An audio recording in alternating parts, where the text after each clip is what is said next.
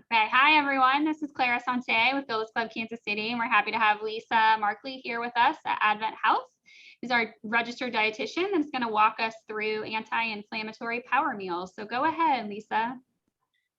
Thank you, Clara. It's a delight to be here with you this afternoon. Again, my name is Lisa Markley. I'm a registered dietitian, nutritionist, and the director of culinary medicine at Advent Health, and we're in the Whole Health Institute located out south at 165th and Lowell, where our new hospital will be opening up this October. So we're really excited to be out there, and I'm really excited to be here with you all today. If you don't know much about the Whole Health Institute, I see patients one-on-one for nutrition counseling, and then I work collaboratively with two doctors. I have Dr. Teresa Hubkova, who's an internal medicine doctor who has been also trained in integrative medicine, functional medicine, and lifestyle medicine. So really kind of taking a more holistic approach to health and healing. And then I work alongside with Dr. Megan Schlick, who is our naturopath, and she's been at Advent Health for about 10 years. Also providing a lot of support. We have a lot of our cancer center patients come over and work with Megan on things with diet, lifestyle, supplements, things like that, when they have questions about really tailoring a plan specific to their needs. So one of my favorite things to do is to basically practice culinary nutrition, which is translating healthy eating to the plate.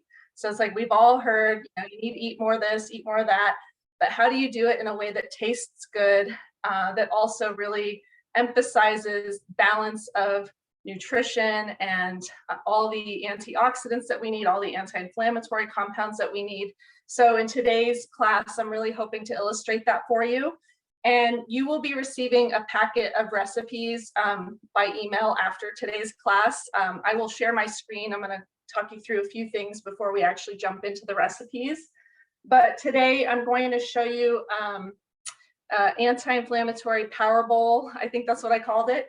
And I'm going to show you a couple of different combinations or ways to season things. Of course, everybody's taste buds are different. So, I like to honor that not everybody's going to like maybe this seasoning, but they might like that. So I want to show you a variety of options, but I'm going to really give you the foundation for what a balanced, healthy harvest bowl might look like.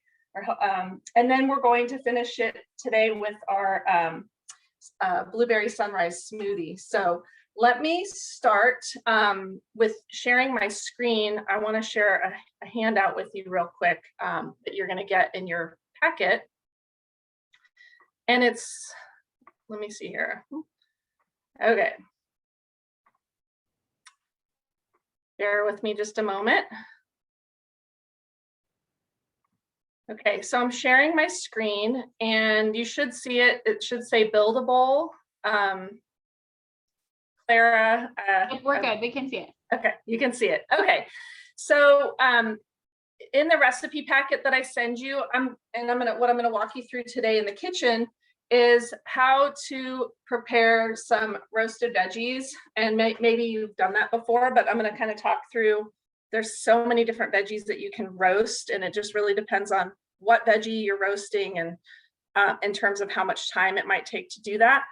But when we're talking about reducing inflammation in the body and inflammation as a whole, inflammation tends to be something that can be underlying and an underlying contributor to chronic illness, and it could result from a variety of things. It can result from not having the right amount of good quality foods in our diet, and so that's really what I'm going to be talking about today.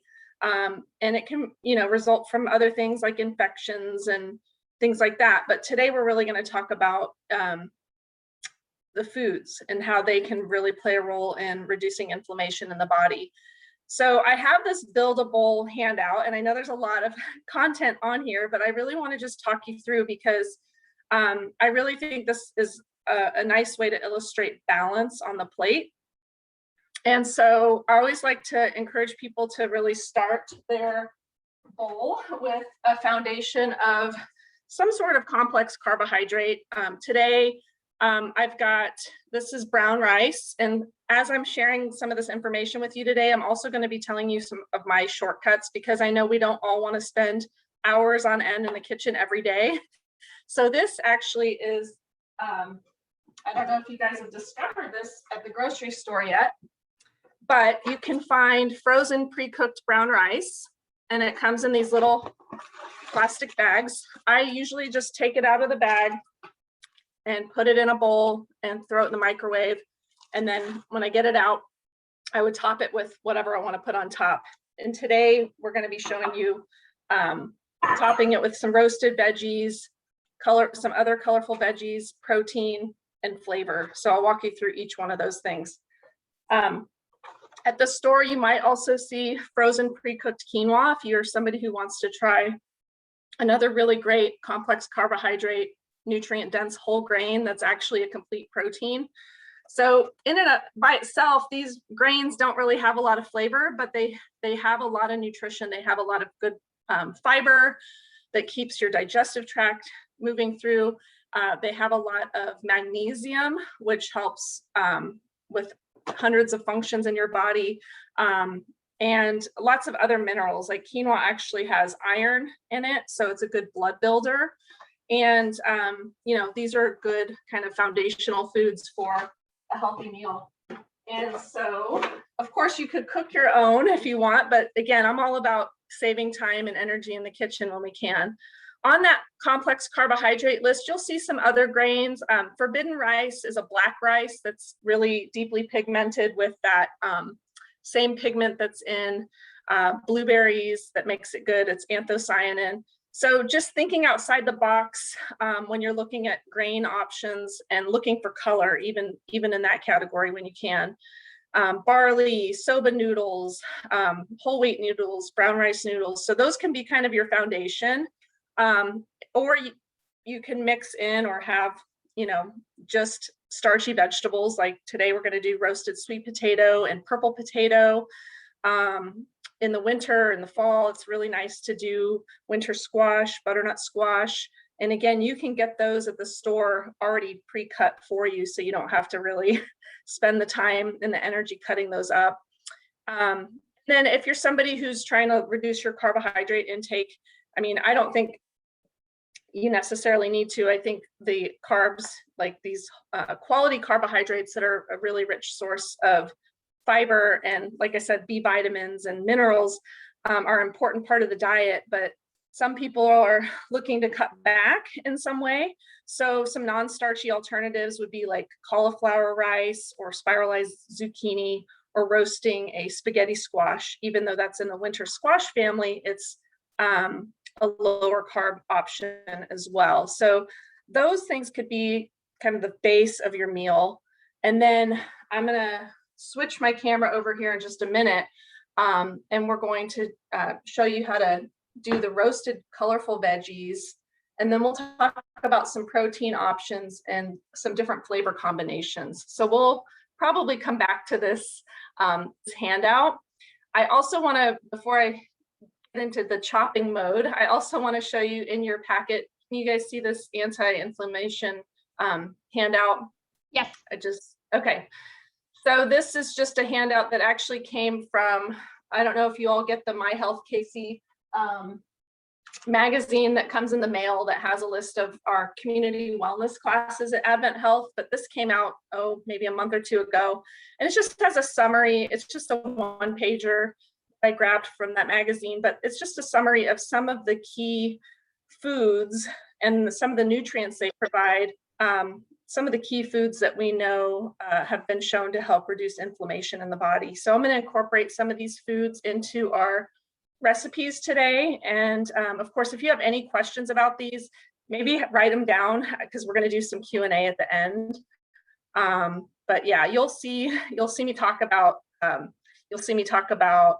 broccoli, salmon, chia seeds and flax seeds, dark green leafy vegetables, garlic, turmeric, which we're going to use in curry powder today, nuts and seeds.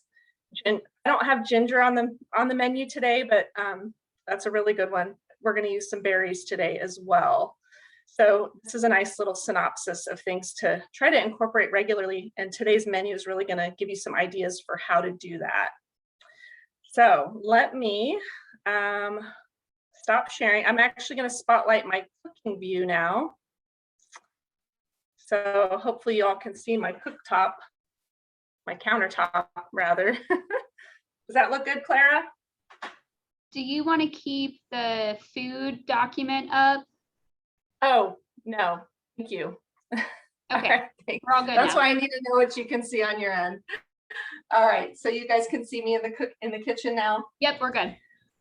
All right, so because I have so much to share with you today, I tried to pre-chop some veggies, and I'm going to walk you through how I would approach roasting veggies and show you a few knife skills as well. But obviously, this won't be cooked by the time that the class is over, so I actually have some that I already cooked, and I'll show you how I put things together here once I have some of these steps out of the way. So when it comes to roasting vegetables, you can roast anything. You can roast root vegetables, anything that grows under the ground, like carrots, sweet potatoes, potatoes. You can roast other things like winter squash, turnips, rutabaga, parsnips. So really the sky's the limit. So get inspired and, by what you see at the farmer's market or what you see at the grocery store, what might be on sale. And don't feel like you have to roast like every single thing on one plate like we're doing, or on one pan like we're going to do today.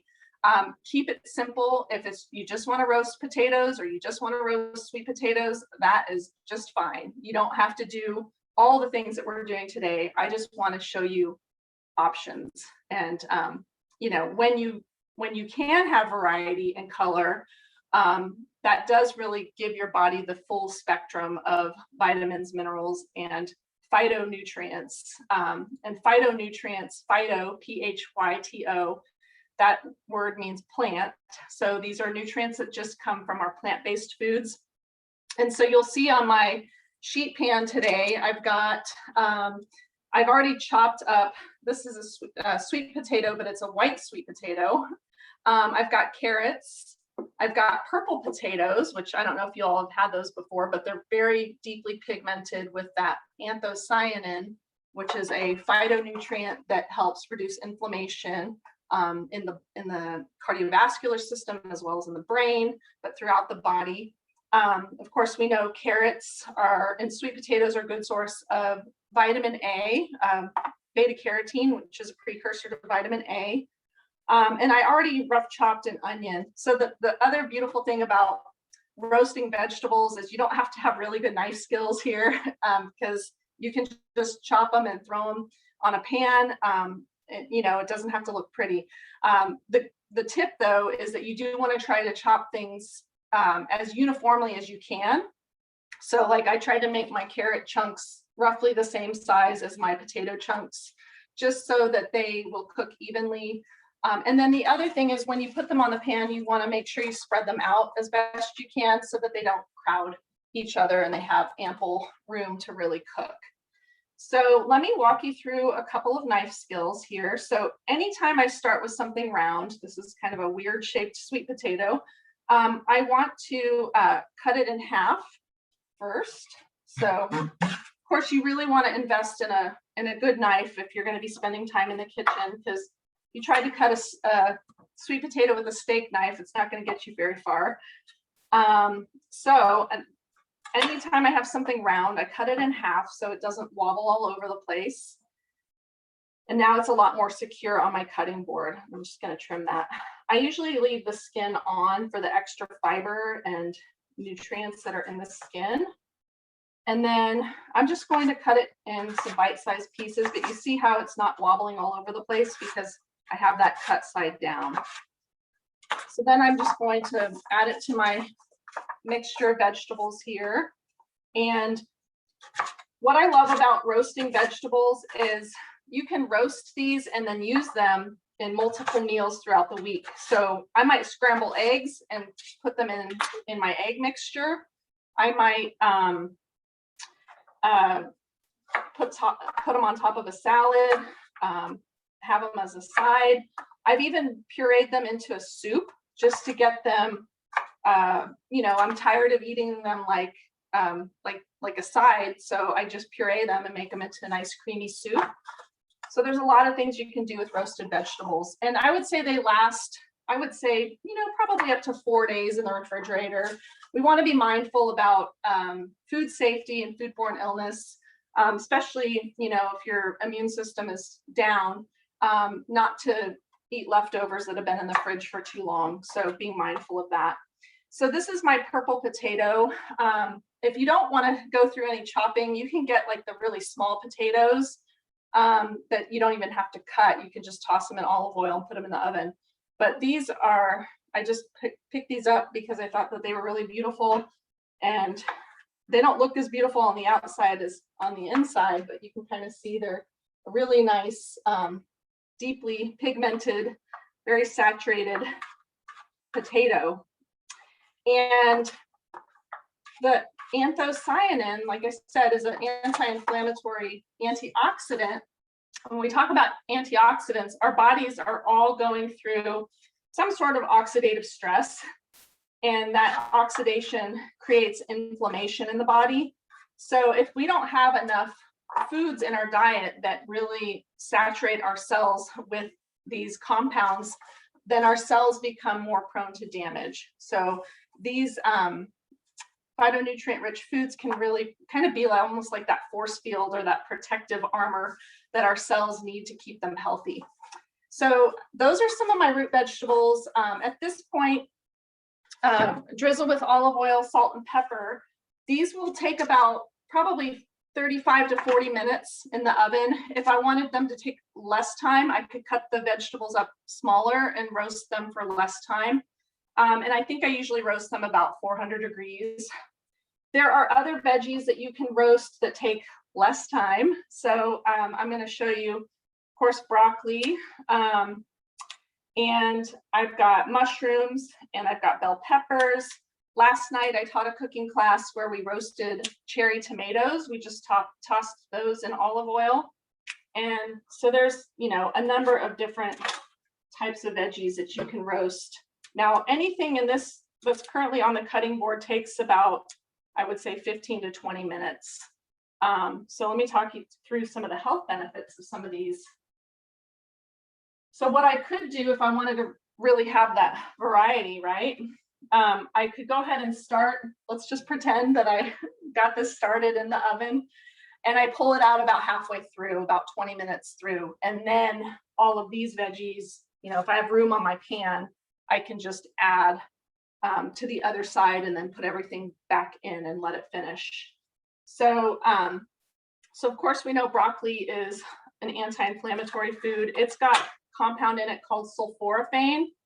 Sulforaphane has a lot of sulfur in it, and sulfur is one of the nutrients that we need to help reduce inflammation in the body and help our bodies remove harmful substances.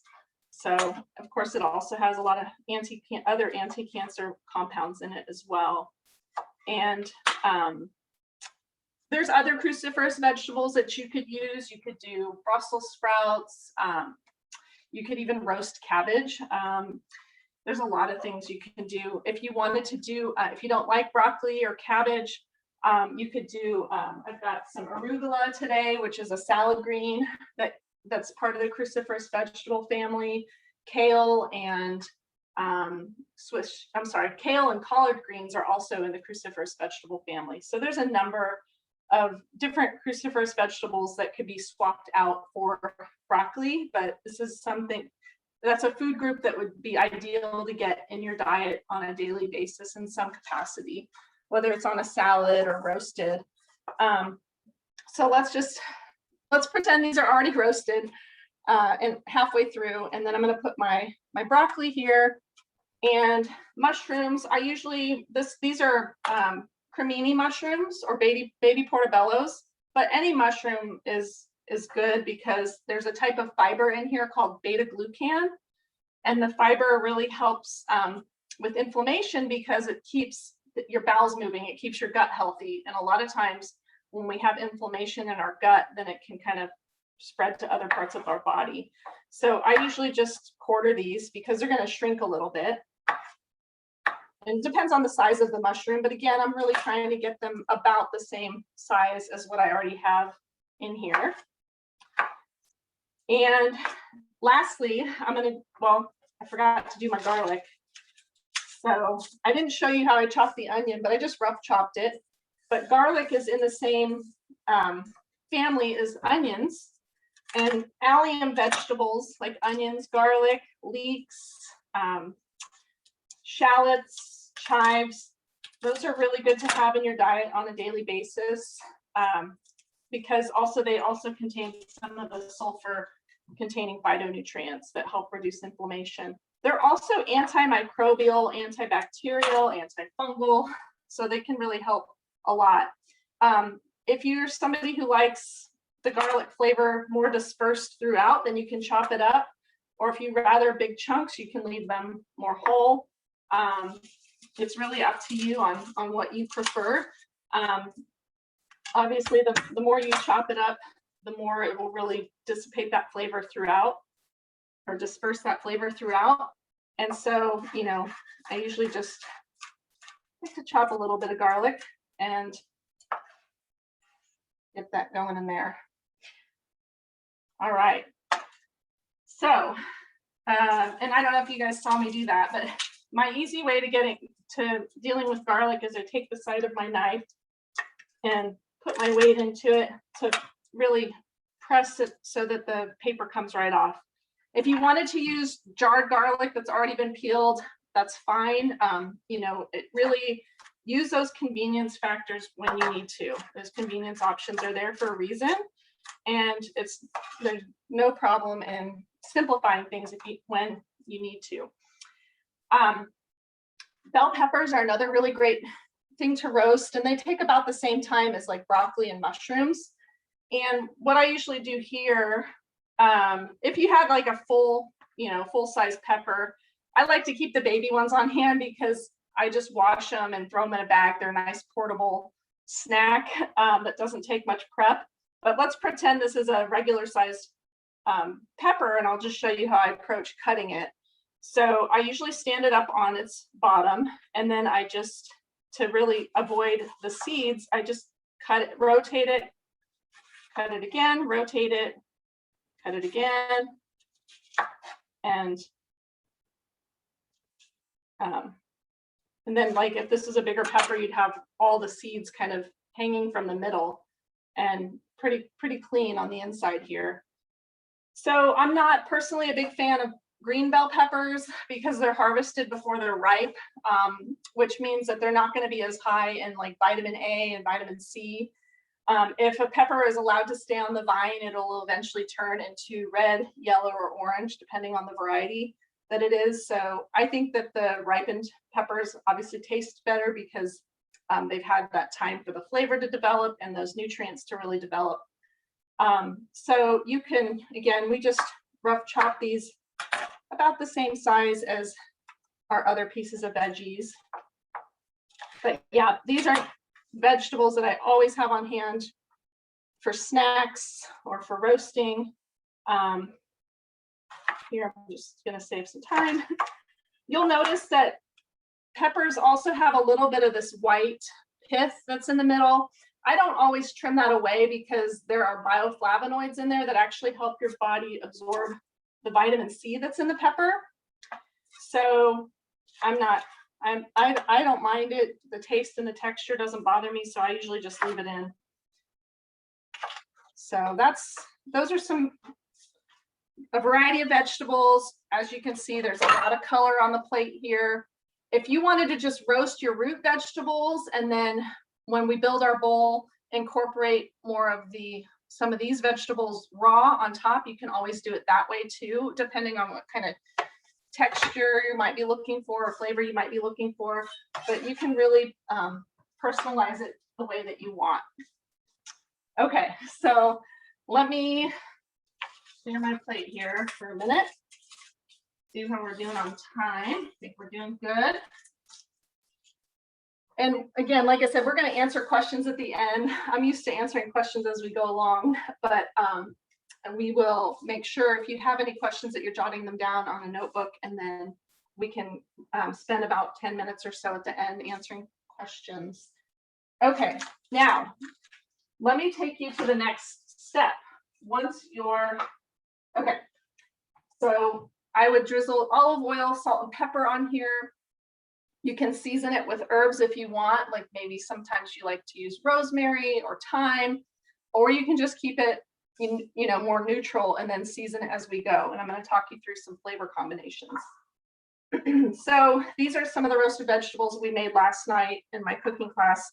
So I'm going to layer this bowl. We've got the brown rice. We've got a mixture of roasted sweet potatoes, purple potatoes. I mentioned we roasted some tomatoes, so you might see those in there.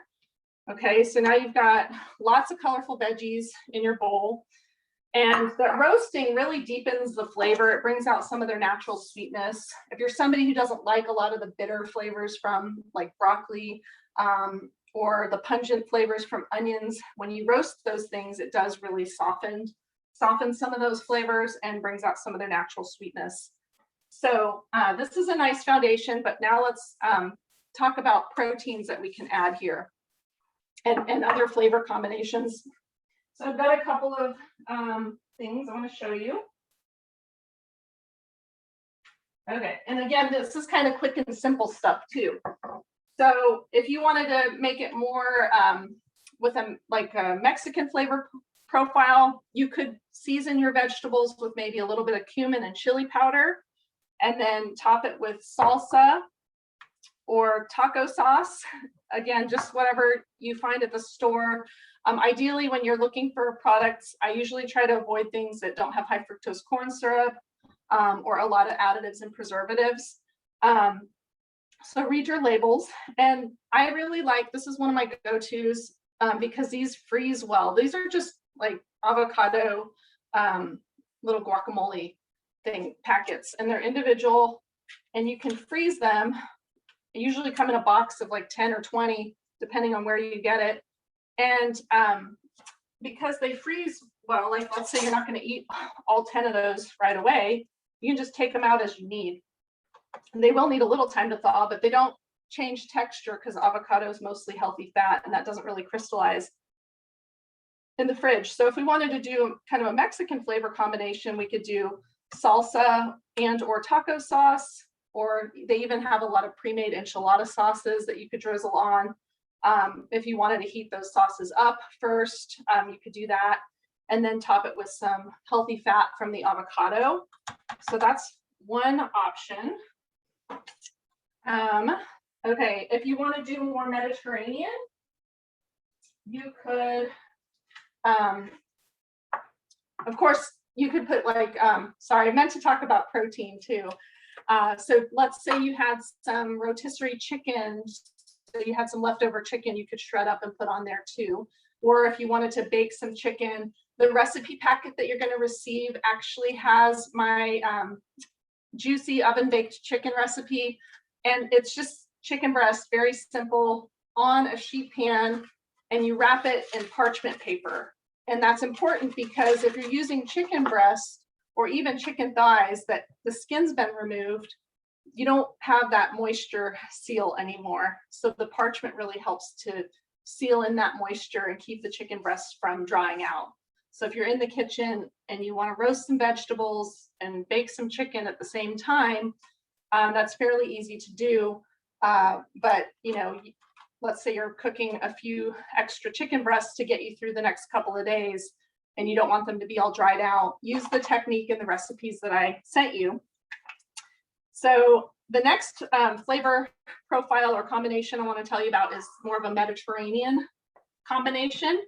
And you can use olives, which, of course you can get canned in a jar. They even sell them in the little pouches, like the little snack size pouches. So if you're needing like a little bit of a snack, you could even do olives with maybe a string cheese stick, would be a nice healthy snack if you like a little bit more of a savory snack. But you can do a dollop of hummus. Again, these are, of course, you can get the bigger containers of hummus, but I'm one of those people who needs these small little convenience things for myself and for my kids. And I've frozen these as well. So this one came from Costco and it came in a big box, of course. But I just took it out of the freezer, and so you can put a dollop of hummus on there and some olives. And then if you wanted to drizzle it with some oil and vinegar for flavor, the Mediterranean combination is good with olive oil and balsamic vinegar, or olive oil and red wine vinegar. That's another really good combination. And olive oil has anti-inflammatory compounds in it, and vinegar helps your blood sugar metabolism. So there's a compound in vinegar called acetic acid, and that helps support healthy blood sugar metabolism, healthy blood sugar regulation. So it also helps your body to absorb a lot of the minerals that are in your veggies here. So we don't want to be having salads and things without dressing, because the vinegar actually plays an important role in the digestion and absorption of some of those nutrients. So that's a Mediterranean flavor combination. You could do hummus if you wanted to, if you don't mind the creamy texture going on. Oil and vinegar and maybe some olives. You could even sprinkle it with feta cheese or goat cheese. As a protein option, you could do, of course, chicken. You could put tuna on here. You could put chickpeas, or I've got some great northern beans here that I would just take out of the can, drain and rinse. So if you're using canned beans, I would suggest rinsing them in the strainer and then put them back in a container with a little bit of water and store them maybe for 4 or 5 days in the fridge, but maybe scoop out, a half a cup of beans on there for a nice protein option that's quick and easy. Okay, so the other kind of flavor option, you could just simply do a little bit of barbecue sauce. Again, barbecue sauce is kind of notorious for having high fructose corn syrup in it, and they can be pretty high in sugar. So I would try to find a barbecue sauce that has lower sugar. This one has about 7 grams, which isn't terribly high, but I've seen barbecue sauce, upwards of, 15 to 20 grams, depending on which one. So really kind of watching that.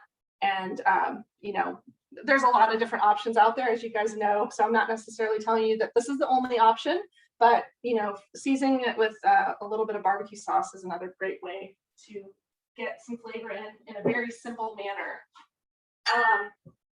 Okay, if you wanted to do more of an Asian bowl that had a lot of flavor, you could do a little bit of soy sauce. This is a reduced sodium soy sauce. You could maybe grate a little bit of ginger in there. So that's pretty simple. And they also make some pre-made, let's see if I have it here.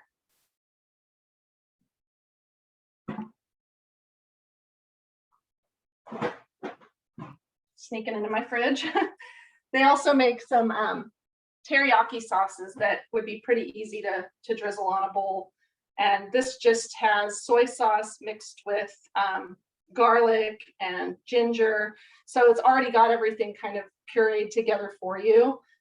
So those would be another way to get a lot of flavor in one of these bowls. All right, so I think I've given you quite a few options, a couple different flavor profiles for this. And hopefully that's helping. Let's see here. Let me move some of these things out of the way.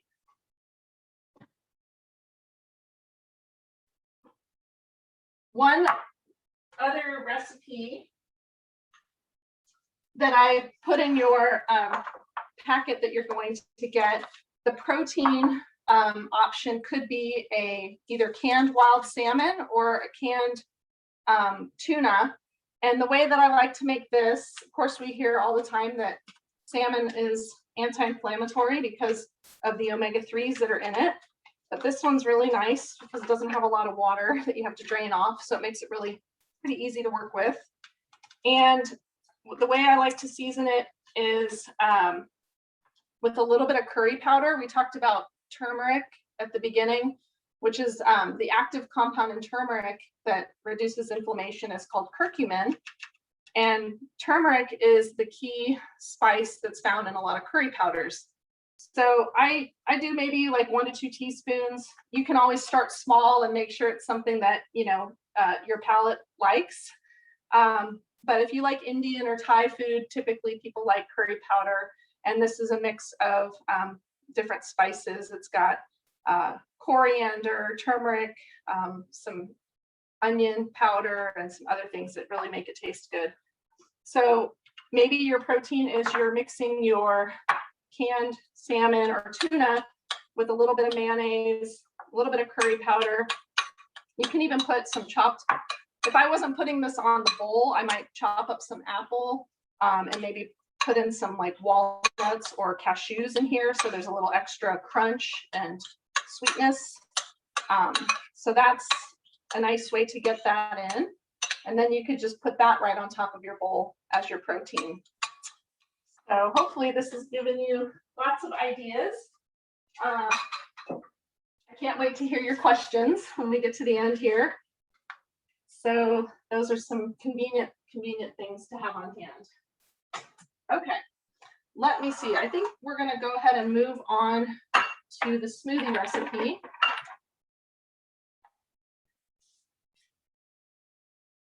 And okay, just moving everything out of the way so I can get my smoothie ingredients over here. Oops. All right.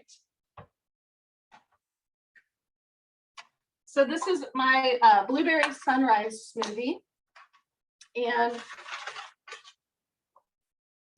I want to walk you through some of the components that I like to put in my smoothies and how they help reduce inflammation. So blueberries are going to be featured in the smoothie, which again, they're really high in that anthocyanin and that same pigment that's in the purple potatoes. Very richly pigmented, lots of antioxidants and anti-inflammatory compounds. When I make a smoothie, I typically start with the liquid. Of course, I have a Vitamix, which is a pretty high-powered blender, but if you have a normal blender at home, this should still work. But the trick is you want to put your liquid in first. If you put your frozen fruit in first, it might jam up the blades, but when you put the liquid in there, it just gives them a little bit more fluidity. So I'm going to put 1 to 2 cups of whatever milk you want to use. Today, I wanted to show you that you could even use something like kefir or kefir. This is just a vanilla. Lifeway's the brand that I found is, kind of a good flavor, and it's got a lot of live active cultures, just the way yogurt would. So you could do this. You could, of course, do yogurt. You could do whatever milk you have on hand. I happen to just have oat milk on hand. So I'm going to put we want to start with about 1.5 cups to 2 cups of liquid. You can always add more if we need more. And we want to do 1 banana. So I froze some bananas and I just take the peel off as you see here, and then throw it in a Ziploc bag and keep it in the freezer. And this can make really, really yummy ice cream in the food processor if you want to treat with just frozen bananas and maybe some frozen cherries or something like that. So I've got my banana in there, and then I'm going to put in about 1.5 cups of blueberries. This smoothie serves 2 people. And so of course you can always reduce the amount if you need to.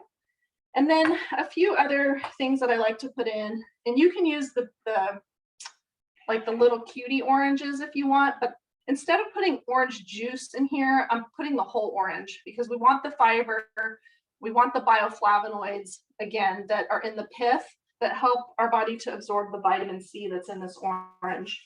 So the way that I do this is I just trim both ends, again, so I have that flat edge, and then I'm just going to peel it with my knife, and I'll put the whole orange in the smoothie. Again, want all that vitamin C. Because vitamin C helps to reduce some of that oxidation that's happening in the body as well. All right. And I'm not going to remove all that pith because, like I said, it's got all that good stuff that helps our body absorb the vitamin C. Depending on your blender, you might need to maybe, again, I would maybe use just a cutie, a smaller orange. just so you don't overload or overwhelm your blender. But I know my Vitamix can handle this, so that's why I'm going with the bigger size today. It's nice to have, if you're making a smoothie and you want it to stick with you and really satiate you, it's nice to have a healthy fat in there. It doesn't always have to be avocado. It can be almond butter. It could be peanut butter, like a peanut butter banana smoothie would be good. But today we're using avocado because I just wanted to show you that it's a way to get in some of that healthy fat and get some extra creamy texture to our smoothie. So I cut my avocado in half. What I usually do here is I just cut it again, and that takes the pit. So we're just going to use about 1/4 of an avocado, depending on, it doesn't really add a lot of flavor. It's more of a texture thing. You can kind of play with that and see if you like that extra creaminess. And then I like to add cinnamon. So cinnamon is something that is an anti-inflammatory spice, and it also helps our bodies to utilize the carbohydrates effectively. So it helps us manage our blood sugar levels. So cinnamon's a really great thing. Plus it's got a lot of natural sweetness to it. And then the last thing I'm going to add are my chia seeds. If I had ground flax seeds, I would go ahead and put them in the smoothie. I'm using whole chia seeds today because that's just what I happen to have on hand. They don't need to be ground. I usually just pulse everything, blend it all up, and then I'll put like a tablespoon of the flax seeds in here without grinding them up. I just like the texture better when it's not. So, but with flax seeds, you do want to have them ground already. Otherwise, the shell of the flax seeds is a little bit hard for our body to break down, and they tend to pass through us without really absorbing their anti-inflammatory fats. So flax seeds and chia seeds both have anti-inflammatory omega-3s. They're both a really good source of soluble fiber. And we need fiber, again, to keep our gut moving, to reduce inflammation in our GI tract. And they're also a really good source of minerals. So this actually has some calcium and iron in it as well. So very mineral rich. So let me go ahead and get this pureed.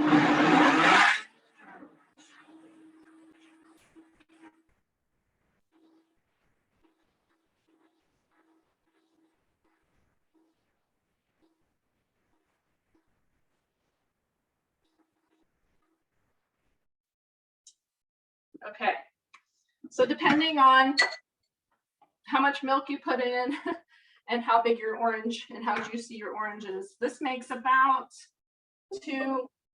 I would say 12 to 16 ounce servings. Actually, I forgot I'm going to put my chia seeds in there. So I put a couple tablespoons of chia seeds in, and I'll just give it a stir.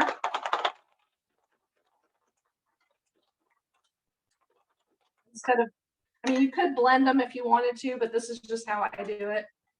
And there you have it. If you don't find that it's sweet enough for you, you can always add a little bit of honey if you want. But I think most people, you know, with the sweetness of the orange, the sweetness of the banana, and the sweetness of the berries, that's, you know, should be pretty good. So that is the blueberry sunrise smoothie. And I think I've shared most of what I wanted to share with you in terms of the food demonstration. So I'm going to open it up to questions now and go back to my talking view. And then I see some people have asked some questions in the chat, which I think is great. And I will definitely address them all as best I can.